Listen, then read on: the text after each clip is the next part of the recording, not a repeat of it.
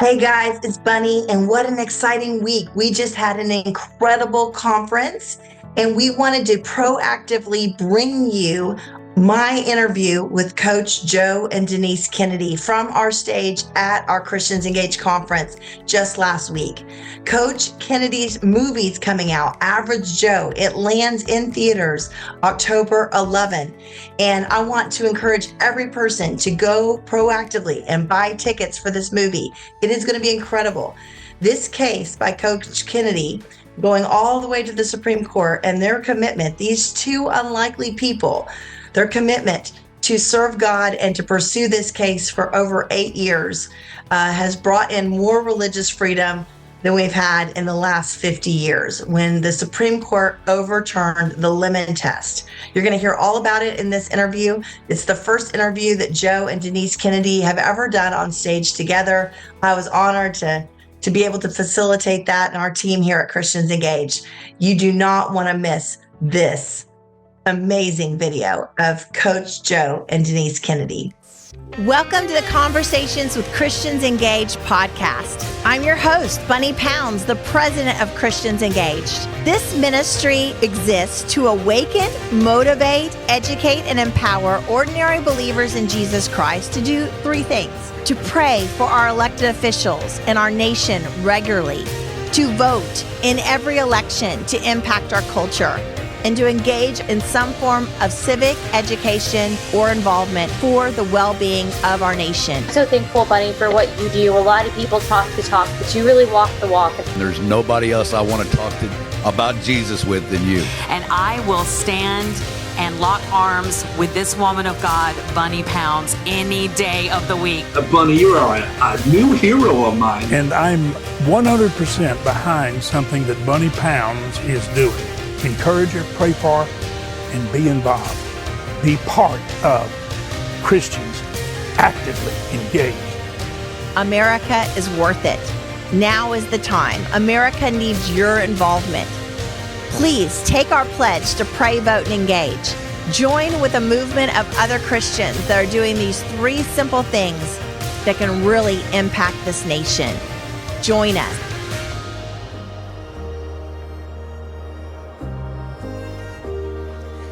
Well, I'm so happy to be with Coach Joe and Denise Kennedy. It's such a blessing to be with you guys here at our conference as we are diving into the subject of biblical conduct. You know, Hebrews 11 talks about the heroes of our faith. And man, some of them went through some intense pain, right? Sometimes it's not easy to follow Jesus. So, you know, on Monday morning, June 27, 2022, the Supreme Court decision in Kennedy versus Bremerton School District came down. It was 75 pages long by Justice Neil Gorsuch, with Gorsuch, Barrett, Kavanaugh, Thomas, Alito, and Chief Justice John Roberts voting to not only protect Coach Kennedy's religious freedom in Washington State to pray at the 50-yard line, do a voluntary prayer at the 50-yard line as a high school coach, but also protects all Americans' religious freedom for decades to come. This case really defined First Amendment rights for all Americans. Because of these 2 people right here standing in front of or sitting in front of us, we have the benefit. They persevered for 8 years. 8 years, folks. And though they're humble, we currently live in the benefits of what they've reaped. And I want to thank you guys personally for persevering. And we're going to get into your story because it was not easy. But frankly, nothing that we do for God is easy, right? Isn't that the truth? So, Coach Kennedy, I was just blessed when I read your book because we've known each other for a while, but diving into your turbulent childhood, wow, brother, what you've endured. You were abandoned as a baby. You were expelled from 6 schools. You spent time in foster care. You lived in a dumpster for a period. You were then sent to a ranch for wayward boys. And you wrote in your book, Average Joe, that God continues to use the most unlikely people to change the world. How did Jesus capture your heart, brother? How in the world did we get here? Well, when I was at the boys' home, leading up to that, I was just the most angry kid you could possibly imagine. And I was a terror. I deserved to get kicked out of the house and be locked up. I mean, I was horrible. And I don't blame any of anybody that, like my parents and stuff, that kicked me out, because I was that bad. And I had so much rage and so much hate in my heart, I didn't know what to do with. So when I was at the boys' home, I had a couple people that were always speaking into my life. And one of them drove us out to the middle of this. So in Washington State, you got the big mountains and everything. There's this hill that just sticks out. It's a big outcrop of rock, and there's a tree standing up there. And he basically says, he goes, "Look at that tree up there." He said, "That's you." And I'm like, well, that's not cool, because it was all gnarled up and really busted looking, and I couldn't understand. Well, what do you mean? He says, "That's the toughest thing out there. Everything else has died around it, but it has withstand every storm, every single thing that it's thrown in. And even though it's in the rocks, its roots have found its way to nutrients and stuff." And it just, as a kid, it really floored me. And it kind of, he was putting those seeds into my head at that early age. I don't know, 12 or 13 when this was going on. And then I was an atheist for the rest of the next 30 years or so. And right when I got out of the Marine Corps and met this awesome lady, God totally turned our life around, and all those seeds that were put onto this rocky ground actually took bloom, and I was able to see everything that God has done, all the little things in his fingerprints on every single aspect of my life. All the pain and suffering and all the things I went through was all because of these seeds that are being planted that needed to grow and to be fertilized through sometimes pain and suffering. But yeah, so God uses the weirdest people, especially like me. I love that. So you referenced you were in the Marine Corps, went to Desert Storm. Those are amazing stories. And then you became an assistant football coach at Bremerton High. And you watched a movie called Facing the Giants. Some of us know that, the Kendrick Brothers movie.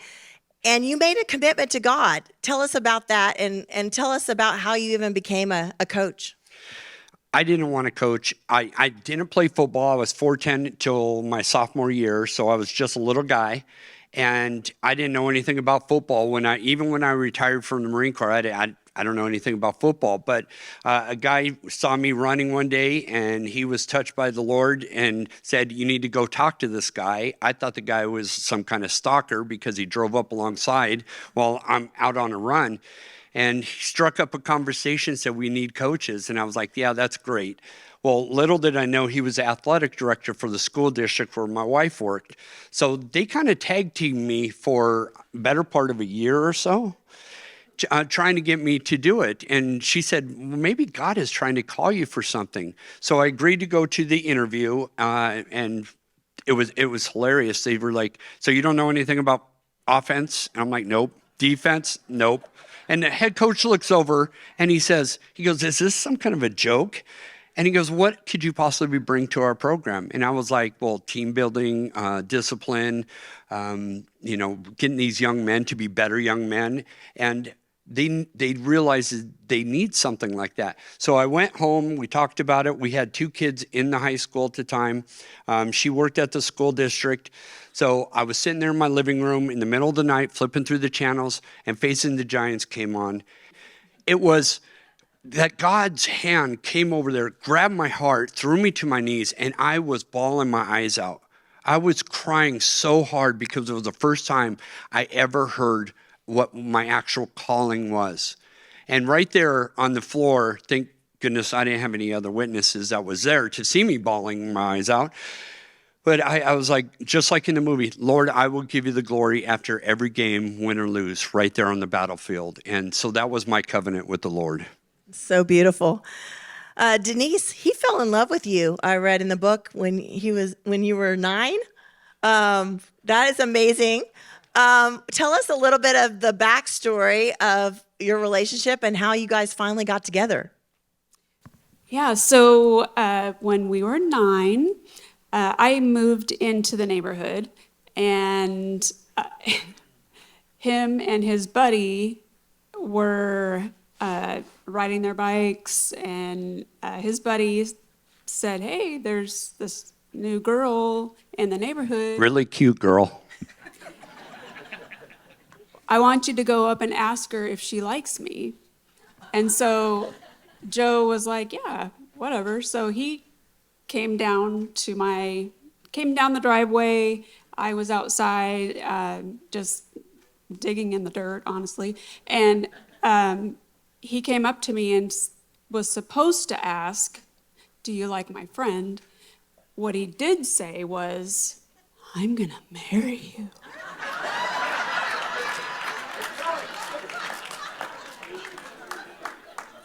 I said, "You're creepy." And I ran and got my mom. So from that, we became friends, and remained friends through our whole life. And we did date, I think, a couple times. For about 2 days. One of the times was like for 5 minutes, I think. But we just stayed connected. And the really cool thing about that, which we neither one knew, that years from that point, God would bring us back together, and we both knew each other's stuff. He went through hell, and I had my own stuff that I had gone through, and God just, I don't know, he's super cool. He's super cool. So, Joe, you had all these past struggles, and then all of a sudden you're like leading young people in leadership and mentorship. I love that. And you were praying this private prayer on the 50-yard line after every game for years with no incident. And then what happened? So in our 8th season, and leading up to the 8th season, some of the kids came over in the first year or two, and they said, "Hey, Coach, what are you doing out there?" I said, "I'm just thanking God for what you guys are doing." They asked if they could join, and I said, "This is free country. Of course you could join. This is your team. Do whatever you guys want to do." So they started coming out, and then in the 8th season, we had every single team in our league praying out there after games on the 50-yard line. It might have taken 8 years to plant those seeds, but we were diligent in offering, or the kids would go and offer if the other team wanted to come along and join us. And it became a thing in our entire community in 3 different counties that we were all praying together on the 50-yard line. So it was really, really awesome that it started out that way.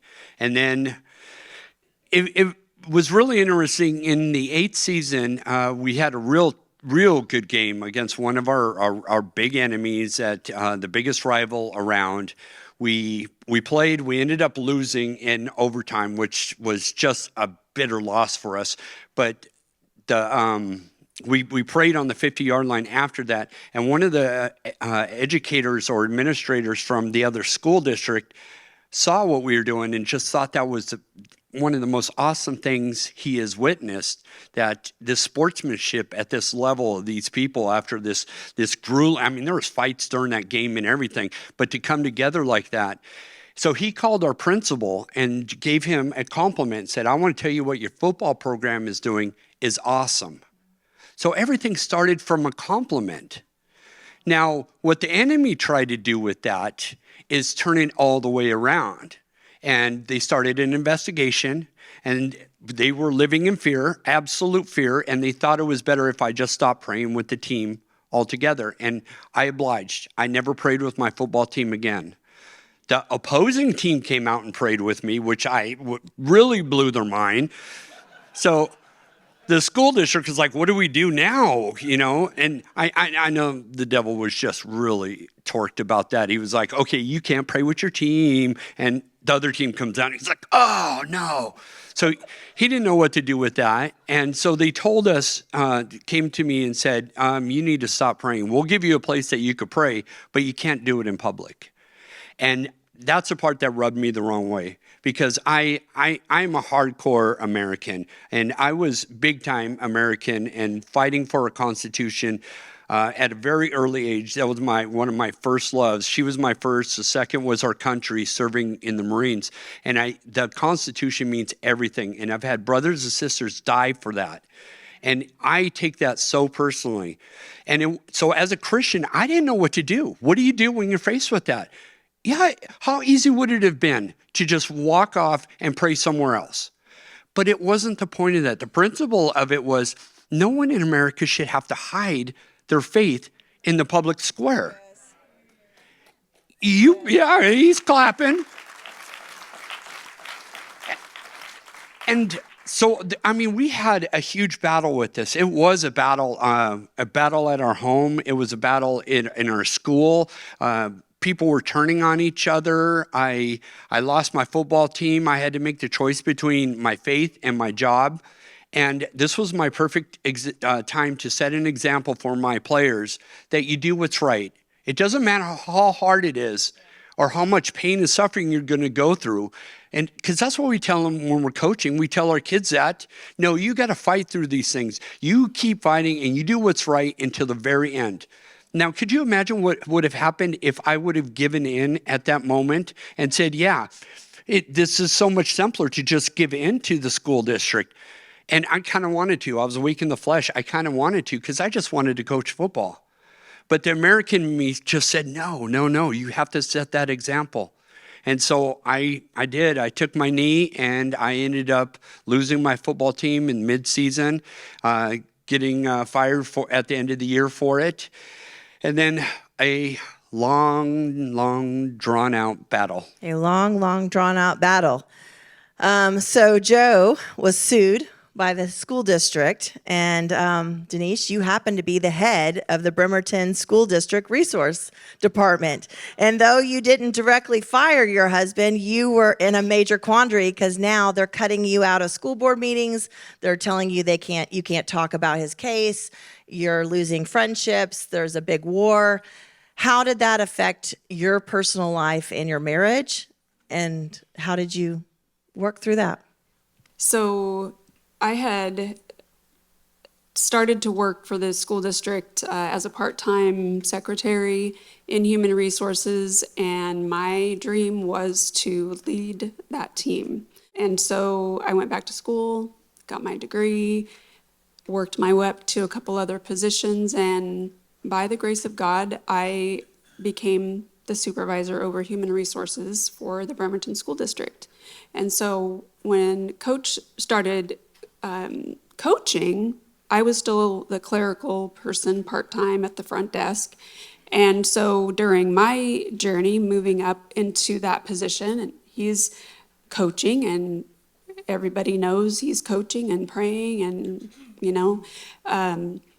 but when this all came down, suddenly so my job was to do investigations. So had it been anyone else, I would have been leading that investigation. And because he was my husband, my boss took over that process, and he didn't know what he was doing. Thank God. And so everything was going on around me that was my job, and it was my husband serving on the superintendent's cabinet and meeting every week in his office with the other leaders of the school district, and pretending that elephant wasn't sitting right smack dab in the middle of that conference room table was challenging. But then being asked to leave the room so that they could discuss the Kennedy case was really tough. And then part of my job too was to go to the board meetings, and I presented all the personnel action reports and all of the policies, procedures. That was my job. And so I had to go to the board meetings, and at the beginning of board meetings is public comment.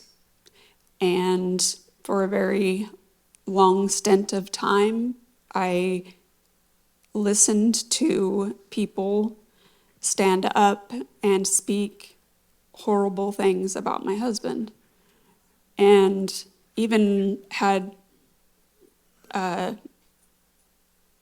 witches and Satanists in full garb be allowed to go up and speak.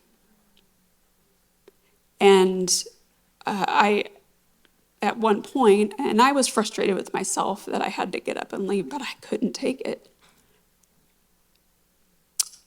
And so, it was frustrating. And I went through a time very resentful. And because he was such a fighter growing up, and I knew he was a jerk as a kid. I mean, I just gotta be honest. So any authority, he was gonna fight the system. So part of me was, going through this, and I was like, okay, I'm tired of this now. Can't you just stop? I mean, really, come on. We've been through hell. Enough is enough. So I'm going to say I was selfish and wanted to, our kids were in the school district, my career that I wanted so bad.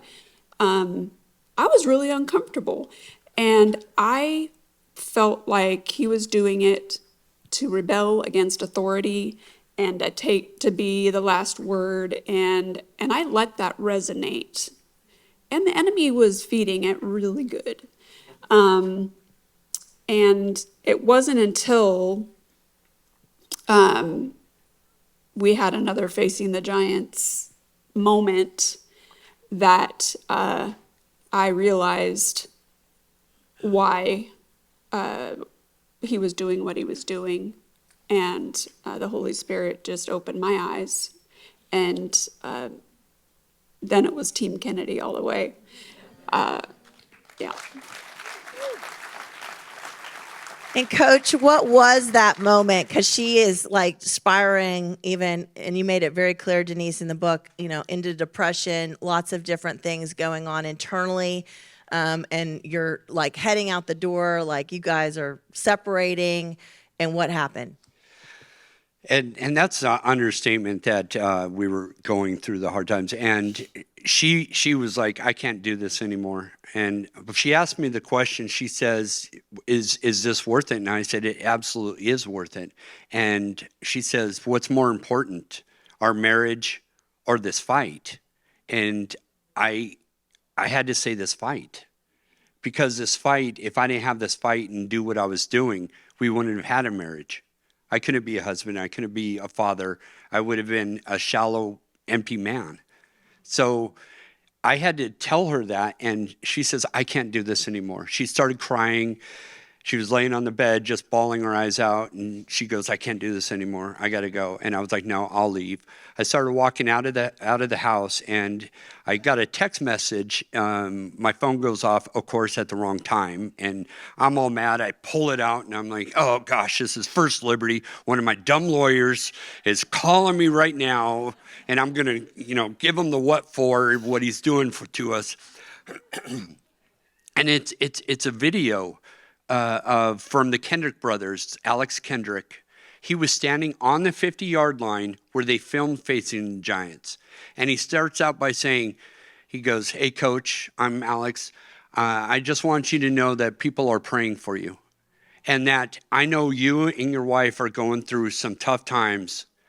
I fell down my legs gave out. I fell down the stairs. I broke the banister off, and so she comes running out. I'm laying on the floor, holding onto this 8-foot banister, and I'm handing her my phone. She thinks I want her to call 911, and So I'm pointing at it, and I managed to say, play, play.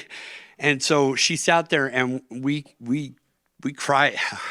Dang it. We cried in each other's arms for probably an hour. So God waited until, thanks, Bunny. This is the real stuff, guys. This is what we're doing here. But God waited till 11th hour, 59 minutes, and 59 seconds. He did not show up when I wanted him to, but he absolutely showed up when we needed him to.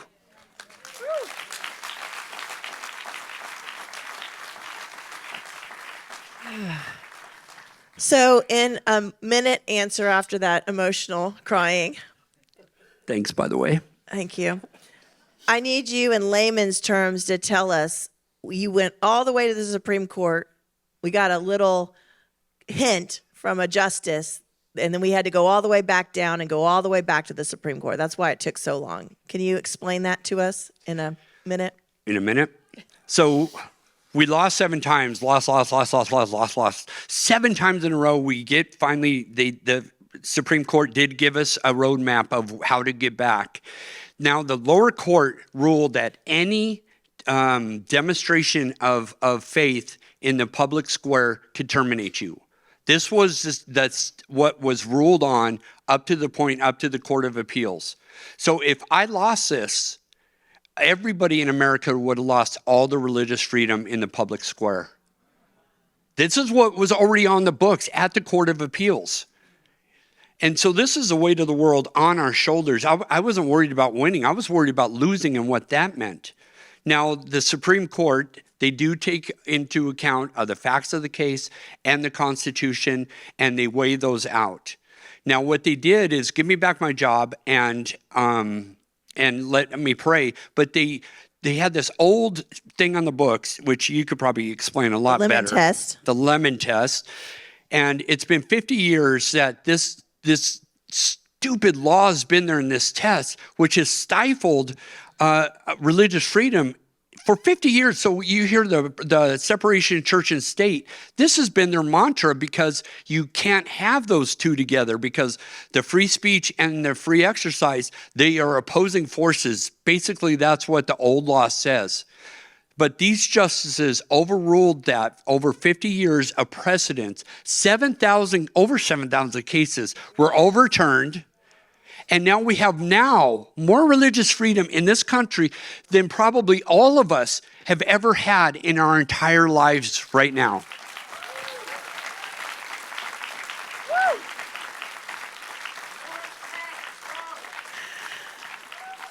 So, Denise, make it real clear to us. Did you feel like a woman of faith in this middle of this journey? I mean, did you feel like, Hebrews 11? What motivated you and kept you going in the middle of this? So I'm so thankful. I'm so thankful for God's mercy and grace. I felt like a woman of faith. My faith never wavered, but I was really ticked off. I'm like, Lord, I love you and I have faith, so why am I going through this? What the heck? And then I went to my knees, and he just met me, and he said, daughter, I love you. And he never promised it would be easy. And he just walked with me through it. And he showed me people that I could trust and be in prayer with. And I felt like a lone person on an island in my job. But God provided, and I saw Scripture in a whole new way. Scripture I had read over and over again meant something so different. And I just became closer to God. I became closer to my husband. And standing in faith means a whole new thing to me. So, Joe, how would you encourage a Christian that's out there, and we're seeing it throughout our culture, where they have a choice? They have a choice to make. Do I follow God, or do I yield to the fear of man? How do you encourage them to step through that, regardless of the consequences, and pursue truth? as a man, I like to yell at men at this point, and that men are not being men. They're not being men in their families. They're not leading in their churches. They're not leading in our communities, in our schools. This is a man's responsibility, and we need to start on our knees. But my encouragement to that is you just do what's right. It is the most simplest thing.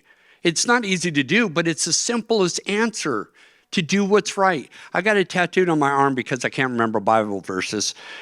But it's 2 Timothy 4:7. Fight the good fight, finish the race, and remain faithful. It's 3 simple things. Nowhere in there does it say you have to win the fight, because we know who wins the fight. That's his department.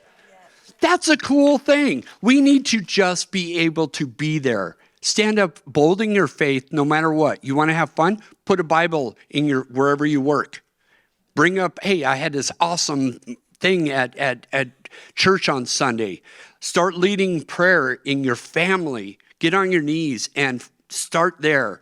Then start branching out, because we have sat behind our TVs and for too long yelling at stuff. We need to be part of it. Yes. We cannot sit. We cannot let anything else, because we have no other place to go. We have backed up, and well, that didn't affect me. That's somebody else's stuff. Oh, if they want to have the LGBTQ woke blah blah blah, that doesn't affect me. Now it does. It is everywhere, and we have no other place to turn. So God gave us dominion over this earth. It's in one of the books of the Bible thing. But I don't think we've done a really good job of that. He gave us dominion. That means you don't back away. We lead this. We take ownership over this. And Denise, thank you so much for the honor of letting us be your first interview. It's just a blessing. But how would you encourage men and women out there that are suffering persecution, opposition? How would you encourage them after this? Gosh, I would just say, stay plugged in to your word. And it's so easy to say, be in the word. I'm saying seriously, be in your word and start your day in the word. It can take 5 minutes. I literally got a women's Bible devotional that says 5 minutes with the Lord. Start there and be in your word, and surround yourself with the right people. And I just quickly feel led to say that, ladies, it is okay to need help. If you're depressed, anxious, those kinds of things, it is okay to seek help from others in your world. Having been through so much of that and being told from a previous leader in the church community that we didn't pray hard enough or we weren't saved enough, I just felt I had to say that. Yeah. So know who you are in Christ. Amen. And yeah, power of a praying wife. That was a big, I learned how to pray for my husband. And yeah, that's all. Amen. Thank you, Coach Joe and Denise Kennedy. Thank you for your faithfulness, and we will honor you today. Thank you. Thanks, guys. We love you. Was that not incredible? Okay. I want every person to now go buy tickets for this movie. Go on, Cinemark, go on AMC, go on wherever your movie is, Fandango, and get your tickets now for Average Joe, hitting theaters October 11. Let's give this movie a lot of support, guys. As you know, you have to get people to the movies the first weekend and the first week, or these movies will not stay in theaters. So get out there October 11, October 12, get out there and make a difference watching Average Joe, and get all your family and friends there as well. Share this video, please. Share this video and get it out to other people. This interview is critical for people to understand that God uses average people. He uses unlikely heroes to do his work. And we have more religious freedom in this country than we ever had before because of these two unlikely heroes. We love you. We'll see you next week.